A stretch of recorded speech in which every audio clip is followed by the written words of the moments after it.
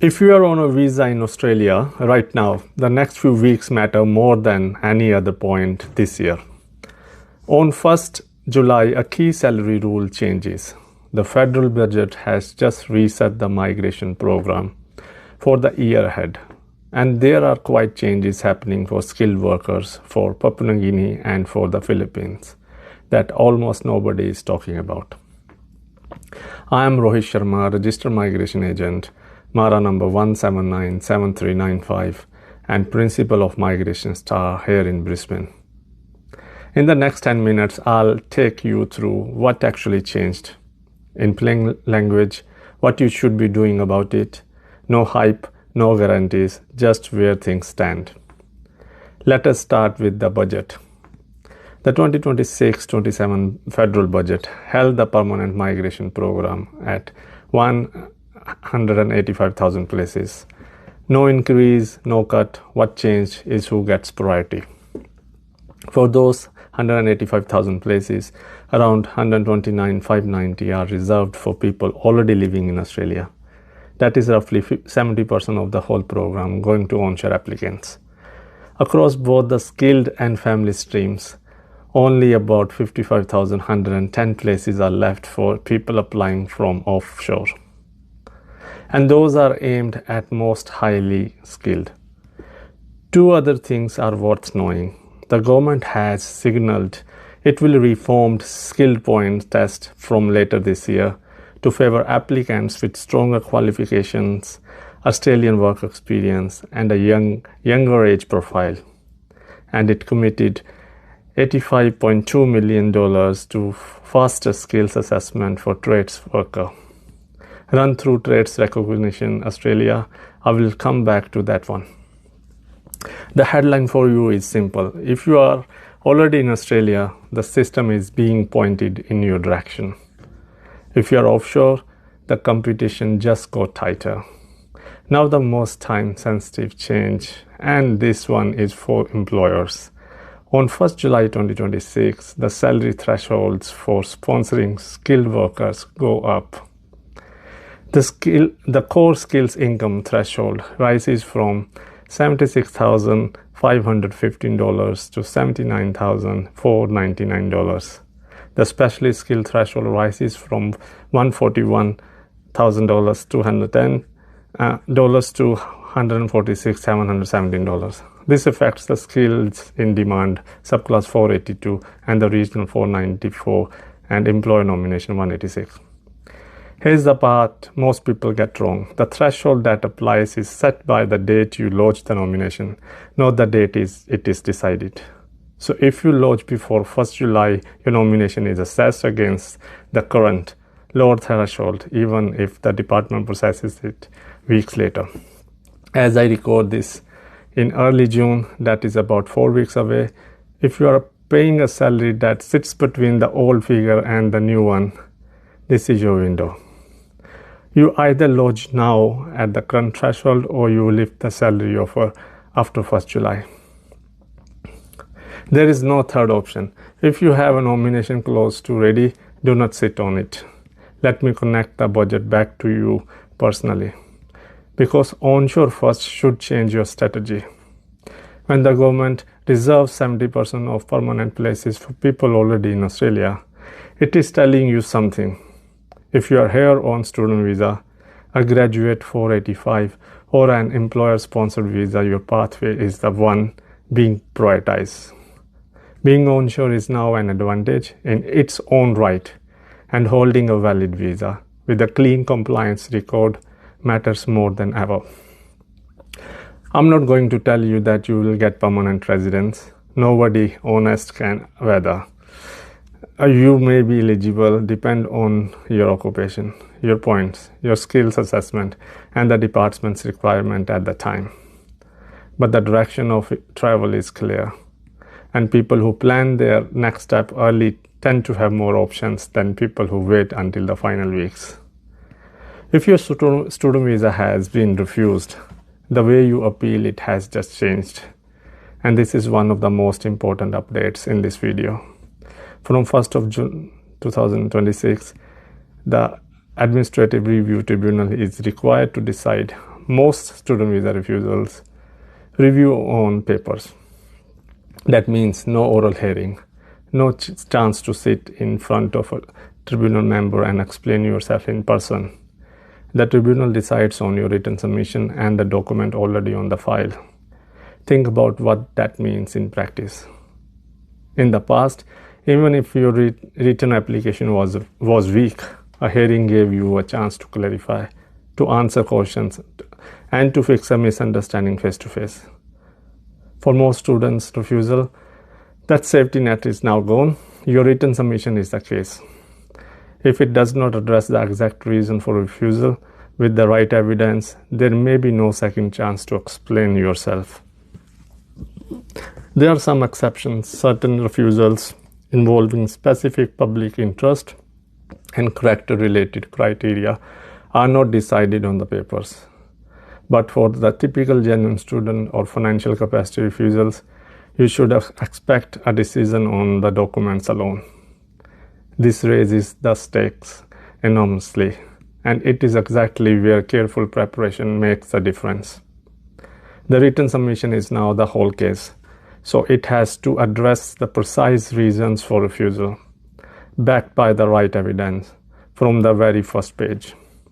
To give you a sense of what thorough preparation can do, Migration Star has recently had 2 student visa refusals matters remitted by the tribunal. Remitted means the refusal was set aside and the matter sent back to the department for reconsideration according to law. I want to be honest about what that does and does not mean. A remittal is not a visa grant, and every case turns on its facts and evidence. I cannot promise you the same outcome. What it does show is why the quality of your submission matters more now than it ever has. So if your student visa has been refused, do not try to navigate a paper-based review on your own, and do not wait because the review deadlines are short. Talk to us before you lodge anything. Book a consultation at migrationstar.com.au or call 0735195619.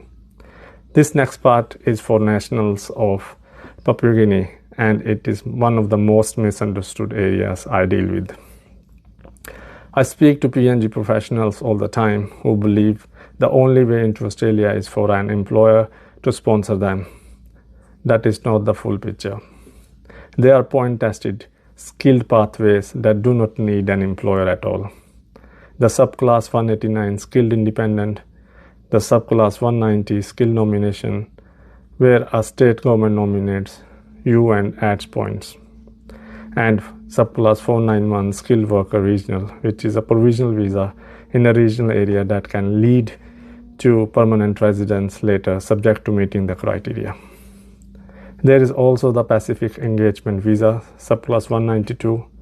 That is a permanent resident visa offered to PNG nationals through an annual ballot.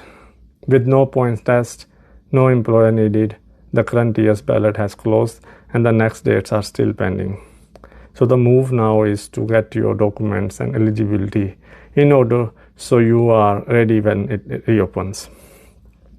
One more thing, PNG passport holders keep access to a reduced application charge on the 485 graduate visa under the Pacific and Timor-Leste concession. The exact fee changes from time to time, so check the current figure on the Home Affairs pricing estimator rather than relying on a number you saw somewhere.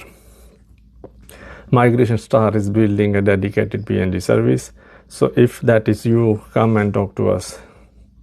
Now to the Philippines, and specifically to test the qualified trades workers, because the budget just made this more relevant. That $85.2 million I mentioned is going into faster skills assessment and licensing for migrant trades workers. Through Trades Recognition Australia, the government says it could cut the time it takes a qualified trade person to enter the workforce by up to 6 months. If you hold a Philippine trade qualification, that is directly relevant to you. A word of honesty on timing. Some trade recognition Australia offshore assessment program have been paused since March 2026, while others are still running. So before you build a plan around an assessment, check which programs are currently open. That is exactly the kind of detail we check for clients. Here's how a trade pathway from the Philippines to Australia generally works. Think of it as 5 steps. And remember, every step depends on meeting the legislative criteria at the time. Step 1. Study a recognized trade course in Australia. The right course type for your trade and your goals. Step 2. If you are eligible, apply for subclass 485 graduate visa after you finish. Step 3. Gain relevant skilled employment in your trade. Step 4. Obtain a formal skill assessment from the relevant assessing authority. Step 5. Consider state nomination options, which vary by state and change regularly. This is a framework where Migration Star add value in helping you sequence those steps properly. Because order and the timing are where most people come unstuck. We are a pathway strategist, not an education agent. We have been on the ground at Mall of Asia in Manila 2 years running. So the Filipino market is one we know well. A quick practical update for families. Several parent visa classes are now being lodged online instead of on paper. A legislative instrument that commenced in April 2026 now allows the parent, aged parent, contributory parent, and contributory aged parent category to be lodged online through IME account. It sounds small, but anyone who has dealt with the paper parent application knows it is not. Online lodgement means cleaner records and one less point of failure. If you have been holding off because of the paperwork, this is a good moment to get advice on where you stand. Last one, and it is for employers again. From 8th October 2026, a public register of approved work sponsors comes into effect. In plain terms, the name of approved sponsors become more transparent, and that sits alongside a large increase in enforcement funding for the Australian Border Force. The signal is more scrutiny of sponsors, not less.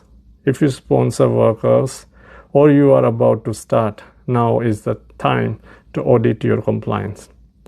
Are your sponsored workers being paid what was nominated? Are your records in order? Getting this right, because October is far easier than explaining it afterwards.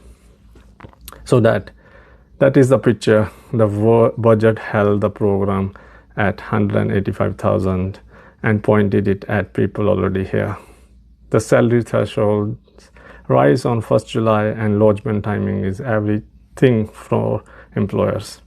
PNG has real pathways beyond employer sponsorship. The Philippines trades route just got a funding boost, and sponsors have a compliance deadline in October. A few things I always have to say and mean. Migration outcomes depends on your individual circumstances. Visa criteria can and do change. State nomination requirements vary from state to state. Nothing in this video is personal advice, and I cannot guarantee any outcome. What I can do is look at your situation properly and tell you honestly where you stand. If you want that, book a consultation at migrationstar.com.au or call 0735195619. Thank you very much.